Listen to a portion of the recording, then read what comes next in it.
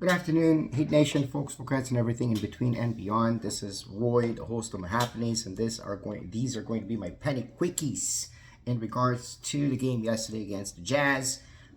We won. We are 19-17 for the season. We are out of the play-in range right now. One game behind others, meaning there's the East again is very forgiving even under the circumstances that we went through, getting the losses mainly against the Pacers and against the Jazz. First one, which were very humiliating, and it was kind of the beginning of that Jimmy Butler saga. Not the beginning, but the beginning of the explosion of the Jimmy Butler saga. And things certainly seemed bleak, and now we have two straight wins, and we have a few things that we have to look forward to in some ways, and some things that obviously we don't want to, they're not working so well, right? So first of all, this is the post-Butler build. I don't know whether or not Jimmy Butler is going to come back and how he's going to come back. I don't think he's going to play anymore with the Heat jersey. I think that pretty much everybody is on the same page as it pertains to that. I really recommend watching the Dan Lebitard. I don't know how to pronounce his name, or I forgot. But his interview with Pat Riley, just to show how sharp Pat Riley is and how right Pat Riley is in the things that he says when it comes to players, and why his stance with Jimmy Butler is the way it is.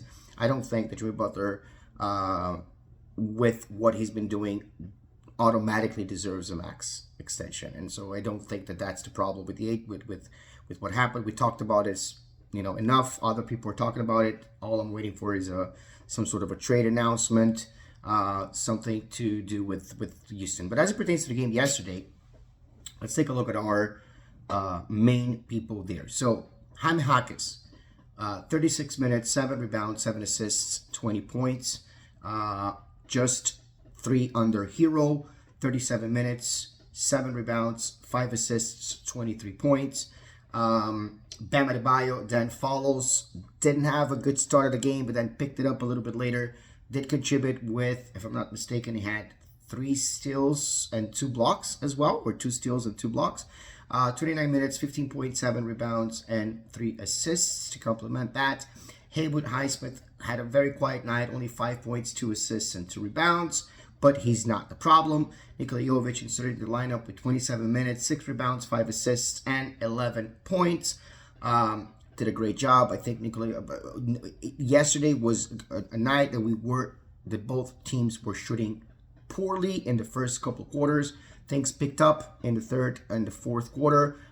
We got to this under 100 score line, but at the same time, it was an in the mud game. We managed to stop them. Their size seemed to be a problem in the beginning, and then all of a sudden we managed to stop them. Great minutes for Khalil Ware with 19 minutes, 7 rebounds, 1 assist, 8 points. Alec Burks with 18 minutes, 7 rebounds as well, 1 assist and 6 points. Duncan Robinson, not a good night for him, and I disagree. I think he does some things, but I think that maybe there are other players that can do better. So he had no points, 1 assist and 3 rebounds, but he did have some good offensive plays. Not great offensive plays, but he did have some good offensive plays. Khalil Ware with a closeout there toward the end, causing a 4-point play for Patty Mills, who was with us last season. That was a flagrant. That was a little bit complicated, but I also didn't see any kind of malicious intent. I just think that he's going to get better as time goes by. Jaime Jaquez at the beginning being very modest, but then kind of picking it up. Jaime Jaquez is a very similar style to Jimmy Butler, where I just carry the ball, bulldoze it, go to the rim, get fouled, and once his free throw shooting percentage goes up, I think he's going to be a very similar player to what Jimmy Butler is. The only thing that changes is, of course, the mentality and competitiveness, and we'll see what happens when it comes to the playoffs. But we have a good team. Now, Terry Rozier, 33 minutes, 3 rebounds, 1 assist, 9 points. Terry Rozier in the last 10 games, has scored 9 out of 53 points, 18% shooting. He did get his points at a time that were serendipitously good for us, so it helped close out the game. Obviously, the most important 3-point in the game was Jaime Jaquez's point.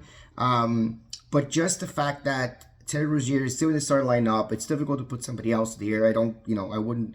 I definitely understand why Herro is not handling the ball. I saw that analysis. I don't remember where, but I saw that analysis. I don't want Herro handling the ball. I understand why it's a much better idea for Rozier to handle the ball. Is quick in that sense. He can also help guard the point of attack. But obviously, Terry Rozier is one of those guys that I would not want in the roster. Not necessarily this season, but next season. So we still there are still things that remain to be seen. And Terry Rozier is definitely, as it pertains to this, the weakest link. I don't know what's going on with Larsson. Why he's not playing? I think he should play more. I honestly think that if Terry Rozier is not working, that he should just give Larsson more minutes. I know they play a completely different position, and I know Larsson is supposed to provide something else, but he's a second-round pick. He did play well in the games that he played, and I think that he's, I don't know if he's earned the chance or not, but as it pertains to the games that he played, I think he did a pretty good job. And Alec Burks, again, right, modest, did not contribute much, but when he did contribute, I think with those 6 points, we won by 5. So we can technically say that Alec Burks won the game for us. All jokes aside, I'm not so pessimistic with this team. This team has good moments. This team has bad moments. And like I said, the inconsistency is very bipolar because this team is going to be doing very well at times and very poorly at other times. It just seems like they have this tendency of, it looks like they're overperforming. And then all of a sudden they're underperforming. And so, we got to find what's the middle here. But to note, Tyler Herro hasn't changed. He continues playing at an all-star level, and even though when he's not making the shots, I know it's a complicated thing. And it's it's not pretty to see. But as long as we have a good defense with Tyler Herro is going to get his rhythm, and at some point he's going to burst, and that's what he did throughout the third quarter and the fourth quarter yesterday. I think Bam Adebayo gave us exactly the points that we need, a little bit under in terms of rebounds, but considering the blocks and the defense in general and the steals, Bam Adebayo did his job yesterday. He may not do his job every day, but he definitely did his job yesterday. I really like the fact that Jaime Jaquez is just growing. The past 3 games is just playing amazingly well.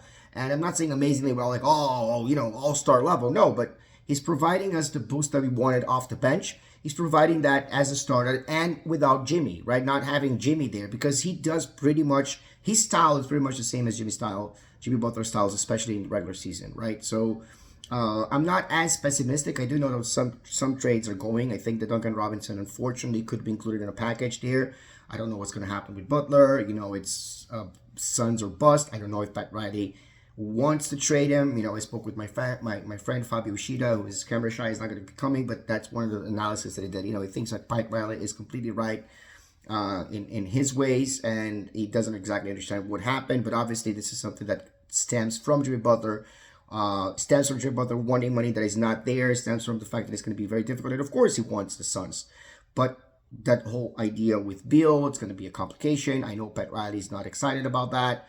And from what we know, they are prepared to take this into free agency, which I wouldn't think is a bad thing. I'd rather go into free agency and have this season as a bust season, but go into free agency and free cap space. If we have the season and not make the playoffs, we lose a pick, which we don't want to. We want to keep that pick, especially because Oklahoma is so full of picks that they don't need ours. But I think that we can do. I think that we can hover around this place, and giving the forgiving nature, again, this has been said ad nauseum by other people. I'm just repeating what they say. Giving the forgiving nature of the Eastern Conference, Miami Heat can still make the playoffs without even going to the play-ins. And if they make the playoffs, that's enough for us to keep our pick. So that's the main objective that we have this season, is making the playoffs. I think we can do it. But I also think that we are still under suspense, and we have no idea what's going to happen, and we have no idea how the rest of this road trip is going to play out. Games at 10, 10:30, and 10 p.m., if I'm not mistaken. In any case, stay safe, stay dry, stay as happy as possible in this very complicated world of ours, and let's go Heat.